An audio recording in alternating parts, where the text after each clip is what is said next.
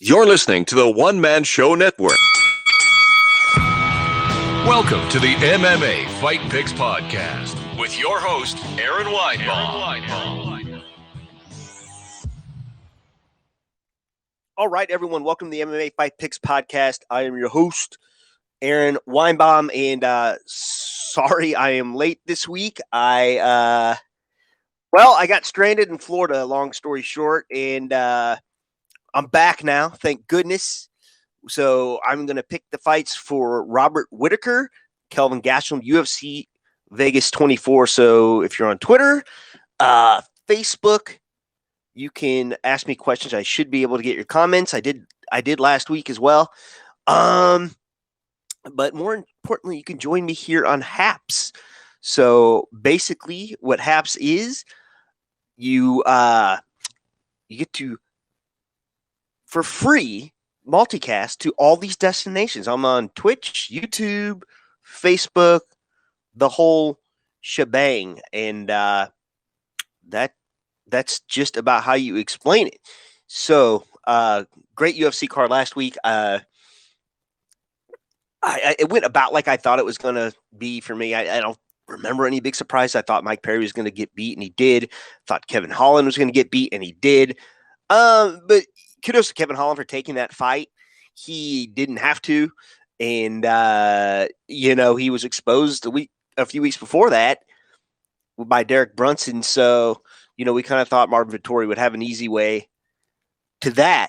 So, very good. And what we're going to go ahead and do now is let me get into some of these fights for this weekend in Vegas.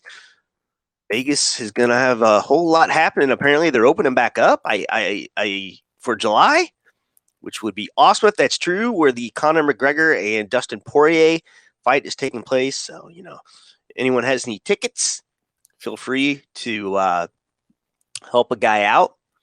And make sure I have everything pulled up like I should. I do. Very good. And we're gonna do this. We're gonna do this right now. Oh, hang on here. Boom, boom, boom. So anyone that would like to help me pick some fights, feel free to hop on Happs or wherever you are, and we'll do it. We'll do it from there. So, all right, let me see if I can pin this. I think what's happening with Twitter is, and this kind of stinks, this is where all my peeps were from. It's not streaming to the Twitter platform yet. It's still streaming to Periscope, which kind of stinks. But, it is what it is. So here I am trying to start all over again on Happs and YouTube and whatnot. So if you are on any of those platforms, I would certainly appreciate a sub, a share, a whatever, and, of course, audio as well on all of your favorite podcasting platforms over at AaronSaysWhat.com and clicking on the MMA Fight Picks tab. So I guess since I don't have anyone on here yet, we're going to get to today's sponsor. Yes. Manscaped.com. We've been going on a few months now with this podcast, and Manscaped proudly supports us. So, hey, you. Yeah, you got Bush? You definitely do if you haven't tried the best products from our sponsor today, Manscaped. After using these life-changing products, you're going to want to join a ballsack beauty contest. Is that a thing? I don't know, but you're certainly going to want to join. I'm looking out for you, too, because I also have an exclusive 20% discount that's using promo code MMAFP at Manscaped.com. Manscaped is dedicated to helping you level up your full-body grooming game with their perfect Package 3.0 kit. This kit comes with the Essential Lawnmower 3.0. This is the best trimmer on the market to help you trim up the hedges. The trimmer features a cutting-edge ceramic blade to reduce grooming accidents thanks to advanced skin-safe technology pioneered by Manscaped. You can also use it in the shower. You can, it's got a little light on there so you don't have accidents. When you trim the hedges, the tree stands taller. Things don't grow in the shade, people. You can also find the Manscaped Crop Preserver Ball Deodorant, as well as a Crop Reviver Ball Toner. It's like a little spritz for the balls. It wakes them up in the middle of the day. It's wonderful. With the perfect package, or performance package purchase, you get 2 free gifts. That's the Shed travel bag, a $39 value, and the patented high performance reduced chafing Manscaped boxers. So here's what you do. You get 20% off of free shipping with the promo code MMAFP at manscaped.com. That's 20% off with free shipping at manscaped.com, and use promo code MMAFP is 2021. And you still got Bush? Change that with manscaped.com. All right. Enough of that. Let's get to these fights here. And like I said, I will get to all of your wonderful comments here. How about that? All right. First up, the bout order has changed a few times since I've looked these over, but Tony Gravely taking on Anthony Birchak. So Anthony Birchak back in the UFC. That's really cool to see. Let's take a look at Tony Gravely first. I got to tell you, I don't know much about him, but he did just have a nice little win over Geraldo da Frides. He did lose to Brett Johns, did beat Ray Rodriguez at the Contender Series. So before that, he was fighting in CES. I don't even know what that is. But Birchak, man, he has been bouncing around. He has lost his last 2. His last 1, 2. There's a lot of he just lost. In the UFC. He didn't lose 2 in a row. He lost to Gustavo Lopez.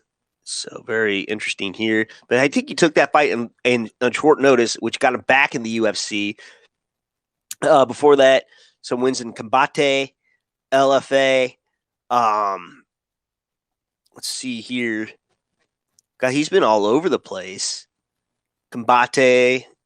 And then had some Ryzen fights as well. Didn't do so well there.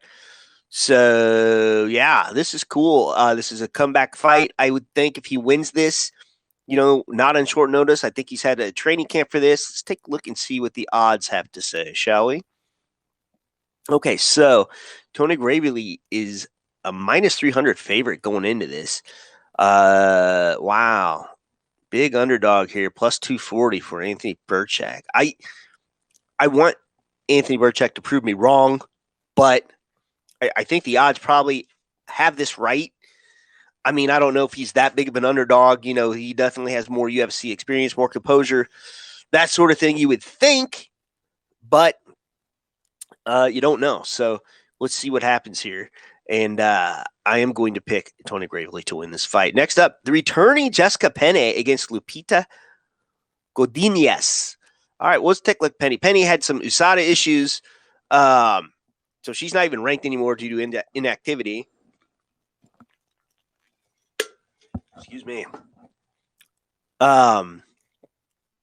So, before being out of the UFC, she's lost 3 in a row to the tops of the tops. Danielle Taylor, not so much. I'm not sure who that is, but Jessica Andrade, Joanna Jędrzejczyk does have wins over Miranda Marcos, Lisa Ellis. Oh, that was an exhibition bout. That was an Ultimate Fighter. So, yeah, not as much UFC wins as I thought she would have. Let's take a look at Lupita, nicknamed Lupe. Very good. So this is her first UFC fight too. So she has lots of wins before that, but it's really against nobody I've heard of. What's her record? 4-0. No, that's not right either. I take that back. That is not her record. She's on a 7-fight win streak, but her pro MMA record is 5-0. Okay. Interesting. And Penne has not fought since, golly, let's take a look.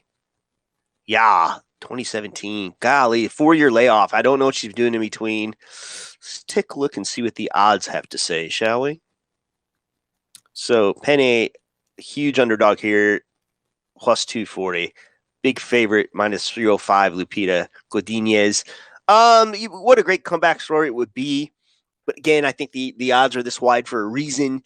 And I would say Godinez probably gets her first UFC win. Friend of the podcast, Gerald Meerschaert, GM3, taking on Bartosz Fabiński. Can't say it. The Butcher. So GM3, man, not had the best luck lately. He did just lose to Kazmat Shamaev back in September of last year. Also, lost to Ian Heinisch a few months before that. Hasn't won since Duran win back in March of last year. Did take a split decision loss to Eric Anders as well. Ooh, man. Let's take a look at this guy, Bartosz. I'm not real familiar with it, but he did just lose to Andrei Munoz in September of last year. So fought about the same time last year, I think. Possibly. Was it the same card? Possibly. Let's see here. No, it was not. It's a couple weeks apart, so my bad on that. He does have a win over Darren Stewart. That's way back in Cage Warriors. So what the heck? So he's been in the UFC now. Oh, since September last year. So he won that fight against Darren Stewart, which got him into the UFC, where he lost against Andrei Munoz. Okay. So Bartosz. He has a win over. I guess he was out of the UFC and then he was back in. So, wow. Okay. He lost to Michel Prazeres, I think, which put him out of the UFC. And then he beat Emil Weber-Meek, who was thought to be a big thing for a minute there. And then wins. Okay. I get it now. Let's just take a look at the odds, okay? The odds say that they're near even, with Bartosz being the slight favorite at minus 135, Meerschaert being plus 110. I like Meerschaert in this fight. I think he's hungry. He wants this win. He needs this win. And what the hell? He follows my Quinto Realty account on Twitter. So, boom. There you go. Next up, Violent Bob Ross, Luis Pena. Had a disappointing guillotine loss to Karma Worthley, taking on Alex Munoz. So, excuse me. So before that, he had a win over Steve Garcia. Lost to the Steamroller, Matt Fravola. He's got some good wins though. Matt Wyman. He's just kind of mixed it in there a little bit. Matt Wyman been around forever. Let's take a look at Alex here. Just lost to Nasrat Hakparest. Before that, he was on quite a win streak. Really, nobody I heard of. Nasrat is only a UFC, but he did beat Nick Newell. Oh, I remember this. He's the Team Alpha Male kid. Is this correct? Yeah, he just kind of kept hitting him on the, and on the side he couldn't protect himself. That was Nick Newell. Yes, I remember this fight. So we'll see what happens here. Let's see what the odds have to say, shall we? Luis Pena is a slight favorite, minus 140. So that surprises me a little bit that he wouldn't be a little more of a favorite. So Munoz is plus 110. I think I like Luis Pena in this fight. Next up, Andrei the Pitbull Arlovski. I feel like he just fought, taking on Chase Sherman. So did he just fight? Yeah, okay, February. That wasn't that long ago. Just lost to Tom Aspinall, who's a beast. But, beat Tanner Boser, beat Felipe Lins in a fight I thought he was going to lose. Yeah, interesting. Let's see Chase the Vanilla Gorilla here. He made his triumphant UFC return back in May. So he hasn't fought in almost a year. I'd like to know the story behind that. I'm not sure. Joey Beltran. He lost to Joey Beltran at bare knuckle. So interesting. But before that, he had some wins. Interesting. But yeah, since leaving the UFC, he's been all over the place. He lost to Augusto Sakai back in September 2018, and then he comes back and beats Frank Tate, Jeremy May in Island Fights. Goes to Bare Knuckle FC for a couple of fights, and then comes back and beats Ike Villanueva. So very interesting. Let's see what the odds have to say. I would think Andrei would be a favorite, and he is a slight favorite at minus 155. Chase Sherman, a slight underdog. So very interesting. I think I like Arlovski in this fight. If I'm not mistaken, I want to say that he used to train. They used to maybe train at Greg Jackson together. I'm pretty sure Andrei is at ATT now. Let me check that out. Yeah, he's at ATT. Where's Chase at? Yeah. Oh, well, now they're both on ATT. Interesting, but he's with an affiliation there in Mississippi, whereas I believe Andrei's in Florida. Yeah, so interesting. I think the odds have it right. I think I like Andrei in this fight. Next up, Drakkar Klose taking on Jeremy Stephens. Jeremy Stephens returning to lightweight. I like that, I think. Let's think here. Yeah, so Drakkar just fought in November last year. I thought he had fought more recently. He lost to Beneil Dariush, who's going to be fighting Tony Ferguson soon. Before that, he had wins over Bobby Green, Lando Vidana, and Christos Giagos. He does have a loss in there to David Tamer. That's way back in 2017. Take a look here at Jeremy Stephens. So, listen, he's doing what lots of guys try to do, and he's trying to reinvent himself in another weight class. But the guys he lost to are the tops of the tops, okay? Calvin Kattar, Yair Rodriguez, Zabit Margomet Sharipov, Jose Aldo, okay?